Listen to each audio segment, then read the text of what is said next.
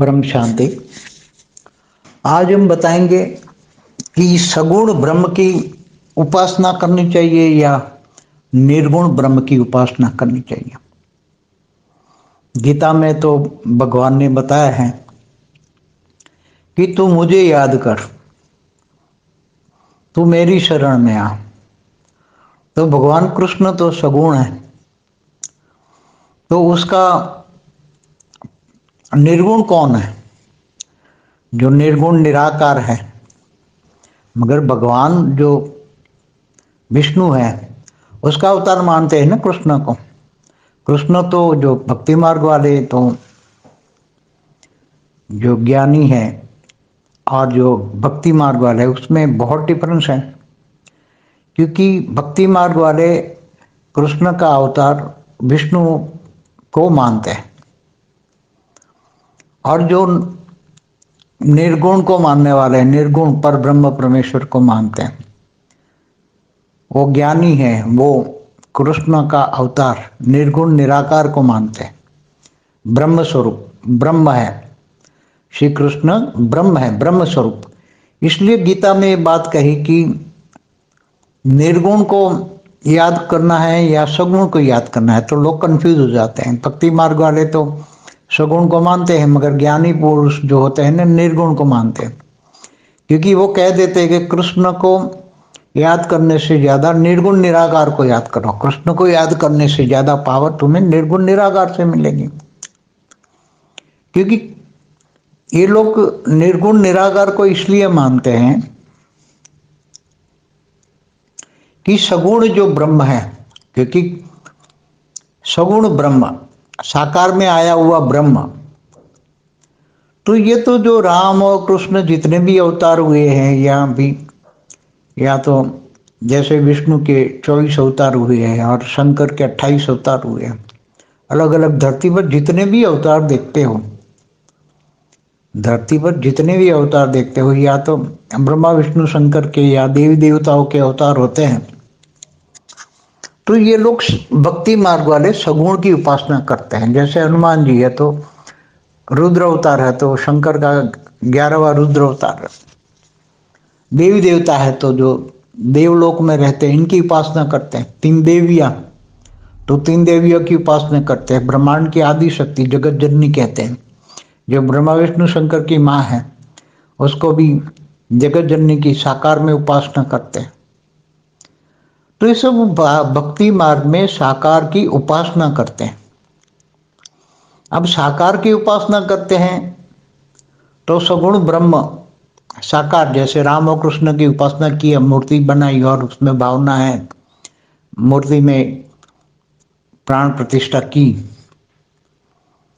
तो उनमें चैतन्य शक्तियां प्राण प्रतिष्ठा करने से आ जाती है। भावनाओं का भाड़ा मिलता है। ज्ञान मार्ग में अलग है, भक्ति मार्ग में भावनाओं का भाड़ा मिलता है, ज्ञान अलग है। बोलते हैं कि मैं निर्गुण निराकार, हम ब्रह्मास्मि शिवोम सर्वोम, ये करते रहते हैं ज्ञानी।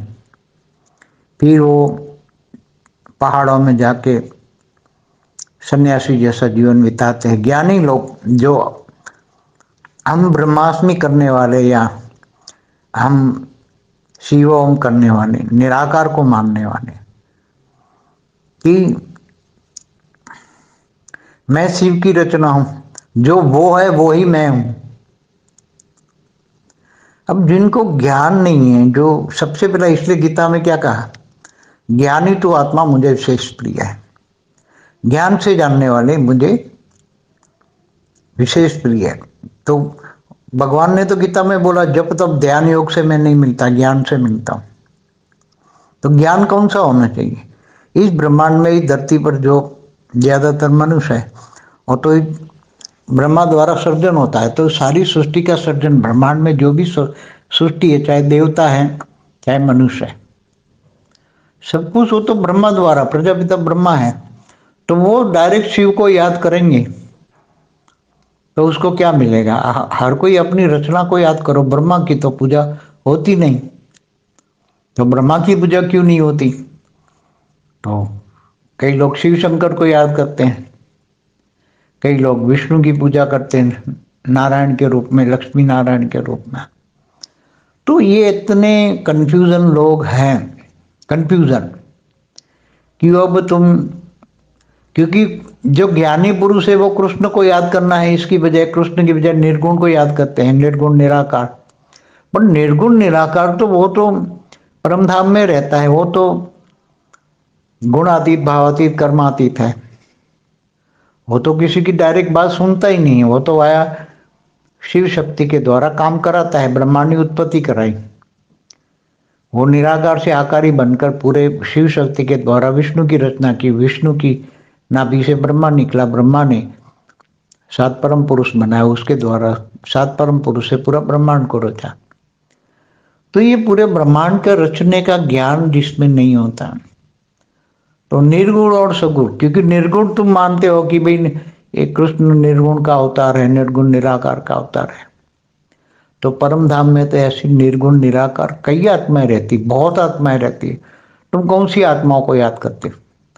तुम कहोगे कि तुम ब्रह्म हो, ब्रह्म जो भी परम धाम में हो गया वो ब्रह्म स्वरूप बन गया, तो सारे ब्रह्म ही है, परम धाम में रहने वाले सारे ब्रह्म ही हैं, ब्रह्म स्वरूप। तो कौन से ब्रह्म को याद करते हो? परम धाम में तो करोड़ों ब्रह्म रहते हैं, अरबों ब्रह्म हैं, तो कौन से ब्रह्म को याद करते हो? परम धाम में, इस ब्रह्मांड के परम धाम में तो कौन से ब्रह्म तक तुम्हारे आराधना जाएगी? तुम कौन से ब्रह्म, नाम है ब्रह्म का, हम ब्रह्मास्मि, तो कौन से ब्रह्म? परम धाम में तो करोड़ों अरबों ब्रह्म है, तो कौन से ब्रह्म को याद करोगे? तुम्हारे संकल्प कौन से ब्रह्म तक जाएगा? वो तो धरती की कोई भी चीज को एक्सेप्ट ही नहीं कर, गुणातीत, भावातीत, त्रिगुणातीत है, सतो रजो तमो से भी परे है, तो वो भी नहीं सुनेंगे तुम्हारी। तो ज्ञान से समझो। एक तो पहले है कि कौन से ब्रह्म को याद करते हो? परमधाम में जो भी आत्माएं, चाहे बाहर से आने वाली दूसरे ब्रह्मांडों से या गैलेक्सियों से या यूनिवर्स से आने वाली आत्माएं, वो भी परमधाम में करोड़ों की तादाद में होती, आती जाती रहती है परमधाम में। निर्गुण निराकार के है, वो भी निर्गुण निराकार है। यहाँ जो इस ब्रह्मांड का क्रिएटर निर्गुण निराकार भी है शिव, जिनको कहते हैं निर्गुण निराकार, शिव नाम दिया। तो हम ब्रह्म ब्रह्म ब्रह्म ब्रह्म का नाम हमने शिव दे दिया, मगर वहां तो ब्रह्मांड का क्रिएटर का शिव का नाम दिया नहीं, हम ब्रह्मास्मि ब्रह्मास्मि, शिव का नाम तो नहीं दिया, निराकार शिव नाम दो, तो इस ब्रह्मांड का जो क्रिएटर होगा वो वहां तक तुम्हारा आवाज जाएगा, संकल्प जाएंगे तुम्हारी संकल्पों की शक्ति से, जब तुम आत्मस्वरूप बनोगे। तो पहला है अपने आप को जानना है, सबसे पहली बात है अपने आप को जानना। आत्मस्वरूप बन के तुम कौन हो, कहाँ से आए हो, क्या आए हो, क्यों आए हो और कहाँ जाना है। तो आत्मा जब आत्मस्वरूप बनते हैं तो उनको आत्मस्वरूप से उनका रचयिता का पता लगता है कि मेरा रचयिता कौन है। तुम, क्योंकि प्रजापिता ब्रह्मा की रचयिता अगर उसका है प्रजापिता ब्रह्मा, तो वो ब्रह्मा को याद करे तो ब्रह्मा ले जाएगा, शंकर को या शिव को याद करे शिव ले जाएगा, मगर ब्रह्म को डायरेक्ट याद करने से, निर्गुण निराकार को याद करने से, नाम रूप रंग तो है नहीं उसका, ना उसका नाम है, ना रूप है, ना रंग है। तो इसलिए भक्ति मार्ग में हम ब्रह्मास्मि ब्रह्मास्मि करने वाले कई युगांतर तक बैठे रहे, फिर अंत में तो उसका शरीर छूटता है तो वो तो परम धाम पहुंच जाते हैं हम ब्रह्मास्मि के पास। मगर अगर सगुण ब्रह्म, अगर वो शिव शंकर को याद करे तो शिव शंकर तो जल्दी से जल्दी थोड़े समय में उसको साक्षात्कार हो जाएगा, और वो तुम उसको बोल दो भाई मुझे शिवपुरी जाना है, भेज देगा शिवपुरी, शिवपुरी से परम धाम जल्दी चले जाओ, तो टाइम नहीं लगेगा ना। तो सगुण ब्रह्म को उपासना करने से साकार में आता है। अगर तुम्हें सगुण ब्रह्म साकार में कभी कभी आता है, मगर वो अपनी पहचान नहीं देता है, कोई भी ब्रह्म डायरेक्ट सगुण भेजता है, मगर वो तो ब्रह्मा विष्णु शंकर को भी पता नहीं होता। वो अपना ब्रह्मांड का ऑब्जर्वेशन करने के लिए जब वो अति गुप्त में भेजता है तो वो ब्रह्मा विष्णु शंकर भी नहीं जानते, ब्रह्मांड की आदि शक्ति भी नहीं जानते। केवल वो ब्रह्म और उसका रूप वो ऑब्जर्वेशन करने के लिए भेजता है।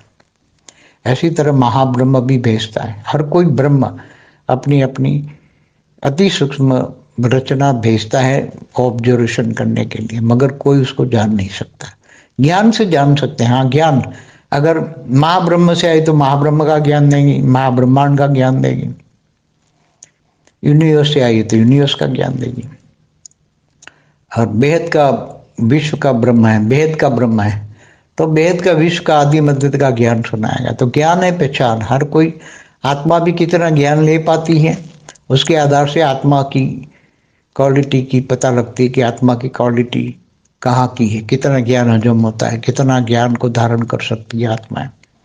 उसके आधार से पता लगता है कि ये आत्मा कितनी कैटेगरी की है, कहाँ की है, कहाँ से आई है, उसको ज्ञान इमर्ज हो जाता है। तो ज्ञान है पहचान, ज्ञान होना बहुत जरूरी है। सगुण ब्रह्म और निर्गुण ब्रह्म से ज्यादा इंपॉर्टेंट है ज्ञान। इसलिए भगवान कृष्ण ने गीता में कहा है, ज्ञानी तू आत्मा मुझे विशेष प्रिय है। ज्ञानी तू आत्मा, इसलिए कहा ना कि ज्ञान, ज्ञान से पहचान, अपने आप को पहचानो।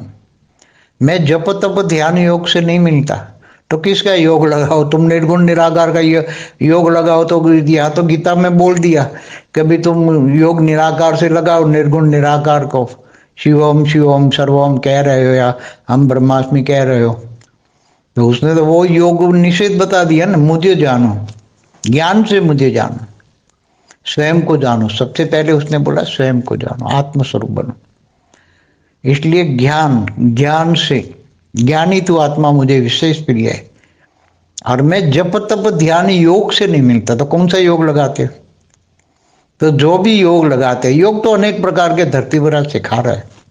निर्गुण निराकार को भी याद करते हैं, उसके कहते कहते कई युगांतर तक करते रहते शिवम शिव शिवम सर्वम ब्रह्मास्मि हम ब्रह्मास्मि। मगर तुम अपने आप को तो जानो, तुम्हारे अपने आप को इस धरती पर तो अनेक प्रकार की आत्मा है, अनेक क्वालिटी की आत्मा है। कोई ब्रह्मा की रचना है, कोई दूसरे गैलेक्सियों से आई हुई है। तो अगर गैलेक्सियों से आई हुई है तो किसकी रचना है? गैलेक्सी वालों की रचना है। कोई यूनिवर्स से आया तो यूनिवर्स वालों की रचना है, कोई ग्रेट यूनिवर्स। तो जहां से आई है वो खुद को, आत्मा को जानना पड़ेगा।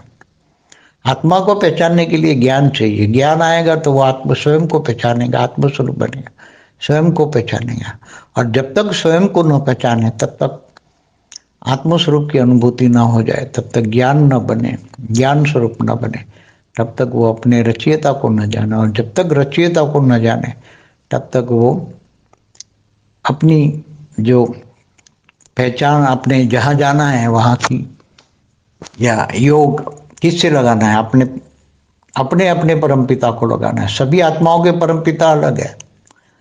धरती पर जो अनेक धर्म मठ संप्रदाय की जो आत्मा है, सबके रचयिता, रचयिता माना उनकी आत्माओं को क्रिएट करने वाले, आत्माओं के रचयिता सब अलग अलग है। तो सब अपने अपने आत्माओं को रचयिता याद करते हैं ना। 800 करोड़ आत्माओं में कितने शिव को मानते हैं? शिव को नहीं मानेंगे, क्योंकि वो शिव की रचना नहीं है। तो अपने अपने रचयिता को मानेंगे। इसलिए जो जिसका रचयिता है उसी को ही मानोगे। इसलिए वैरायटी फूल धरती पर, वैरायटी वैरायटी वैरायटी, सब कुछ वैरायटी। इसलिए ज्ञान, ज्ञान तुम्हें समझ विवेक देती है, क्या किसको याद करे किसको ना करे, वो ज्ञान से। और जब आत्मा अंतर्मुखी बनती है, अंतर्मुखी बनती है तो आत्मस्वरूप बनती है, तो उसको पूरा नॉलेज हो जाता है। जब तक आत्मा आत्मस्वरूप नहीं बनती तब तक वो कुछ भी प्राप्त नहीं कर। स्वयं को नहीं जानेंगे तो कैसे प्राप्ति होगी? स्वयं को जानना है, सबको पहले स्वयं को जानना, आत्मस्वरूप बनना है। इसलिए गीता में कहा ना, तू आत्मस्वरूप बन, मुझ परमात्मा को याद कर। क्या बोला? तू आत्मस्वरूप बन, मुझ परमात्मा को याद कर, तो तेरे सारे विकर्म विनाश कर दूंगा और अंत में तुम्हें ऊंचते ऊंच परमधाम ले जाऊंगा। ये शब्द थे गीता के। मगर गीता में भी एडिशन ऑल्ट्रेशन, 5000 साल में इतने हेरा फेर हो गए, एडिशन ऑल्ट्रेशन। इसलिए गीता का मेन अर्थ ही, गीता का मेन अर्थ ही बदल गया है। कर्मों के कारण कर्मण्येवाधिकार अस्ति मां फले सुखता चलो, कर्म की थियरी भी नहीं मानते लोग। आत्मा का तो ज्ञान ही गलत दे दिया लोगों ने, आत्मस्वरूप की अनुभूति के बिना। इसलिए गीता में क्या कहा, आत्मस्वरूप बनकर मुझ परमात्मा को याद कर। तो जब आत्मस्वरूप बनोगे तो तुम्हें रियल पहचान हो जाएगी कि मेरे परम पिता कौन है, मेरे रचयिता कौन है, और तुम फिर उसको याद करोगे। इसलिए ज्ञानी तो आत्मा, ज्ञान से समझना, स्वयं को जानना, ये बहुत वैल्यूबल है। परम हमारी जो वीडियो है महाकाल प्रलय पार्ट 1 एंड पार्ट 2 देखो। अब जो धरती पर जो होने वाला है, क्या होने वाला है वो भी देखो। थर्ड वर्ल्ड वॉर हो जाए तो क्या होगा वो भी देखो। इसलिए, और हमारी दूसरी एक चैनल है परम शांति मोटिवेशन एंड मेडिटेशन, उसमें 10 दिन का कोर्स करो। उसमें बेहद का परम ज्ञान का 10 दिन का कोर्स है, एक रोज एक घंटे का। तो उसमें बेहद का परम ज्ञान मिलेगा, तो सारा बेहद का ब्रह्म ज्ञान का ज्ञान मिलेगा। इसलिए ये सब समझो। बेहद की परम शांति सोचो, बोलो परम शांति। Join us daily for our morning live meditation, Monday to Saturday, 5:30 to 6:30 a.m. Join us daily for live meditation, 10 p.m. to 11 p.m. on YouTube Live. Subscribe now. Website www.paramshanti.org. Email us anant@paramshanti.org. Like, share, subscribe. Join today. बेहद की परम शांति सो